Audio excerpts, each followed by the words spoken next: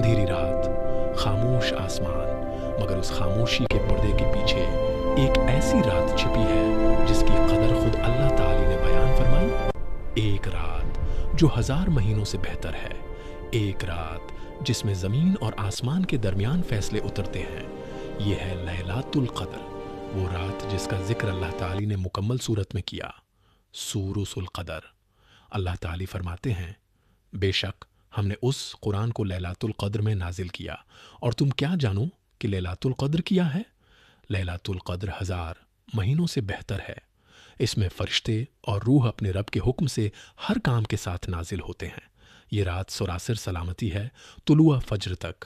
یہ کوئی عام رات نہیں، یہ وہ لمحہ ہے جب پہلی بار آسمان کا دروازہ کھلا اور زمین نے وحی کی آواز سنی۔ غار ہرا، آغاز وحی مکہ کی پہاڑیوں میں ایک خاموش غار ہرا۔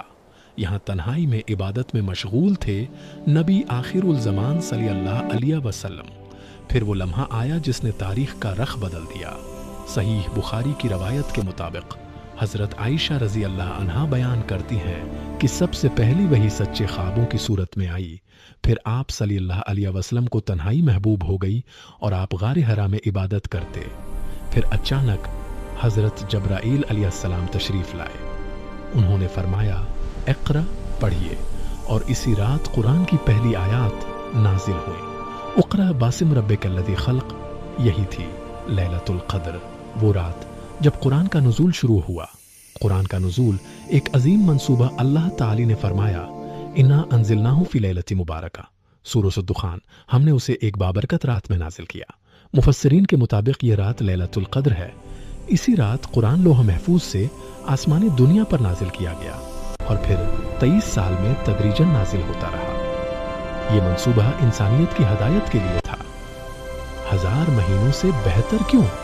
1000 مہینے تقریباً 83 سال، یعنی ایک پوری زندگی سے زیادہ۔ رسول اللہ صلی اللہ علیہ وسلم نے فرمایا، جو شخص لیلۃ القدر میں ایمان کے ساتھ اور ثواب کی نیت سے قیام کرے، اس کے پچھلے تمام گناہ معاف کر دیے جاتے ہیں۔ صحیح بخاری، صحیح مسلم۔ یہ اللہ کی رحمت کا دروازہ ہے۔ ایک رات مگر اجر پوری عمر سے زیادہ۔ فرشتوں کا نزول اللہ فرماتے ہیں، تنزل الملائکہ والروح فیہا بإذن ربہم من کل امر۔ اس رات فرشتے اور روح یعنی جبرائیل علیہ السلام نازل ہوتے ہیں۔ سوچئے، زمین پر نور کا نزول ہو رہا ہے، ہر گھر، ہر دل، ہر سجدہ آسمانی فیصلوں کے درمیان ہے۔ یہ رات سلامتی کی ہے، کوئی شر نہیں، صرف رحمت، مغفرت اور برکت۔ لیلۃ القدر کی تلاش، رسول اللہ صلی اللہ علیہ وسلم نے فرمایا، لیلۃ القدر کو رمضان کے آخری عشرے کی طاق راتوں میں تلاش کرو، صحیح بخاری۔ اور 1 سال آپ صلی اللہ علیہ وسلم کو اس کی تاریخ بتائی گئی، مگر 2 مسلمانوں کے جھگڑے کی وجہ سے وہ علم اٹھا لیا گیا، صحیح بخاری۔ یہ ہمیں سکھاتا ہے، اختلاف اور جھگڑا برکت چھین لیتا ہے۔ نبی صلی اللہ علیہ وسلم کا آخری عشرہ حضرت عائشہ رضی اللہ عنہا فرماتی ہیں، جب آخری عشرہ آتا تو رسول اللہ صلی اللہ علیہ وسلم اپنی کمر کس لیتے، راتوں کو زندہ رکھتے اور اپنے گھر والوں کو بھی جگاتے، صحیح بخاری۔ یہ تھی عملی تیاری، یہ تھی تلاشی لیل القدر۔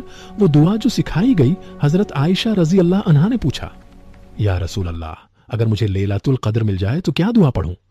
آپ صلی اللہ علیہ وسلم نے فرمایا، اللہم انک عفو تحب العفو فاعف عنی، سنن ترمذی۔ صحیح، یہ دعا سادہ ہے مگر اس میں مغفرت کی پوری کائنات چھپی ہے۔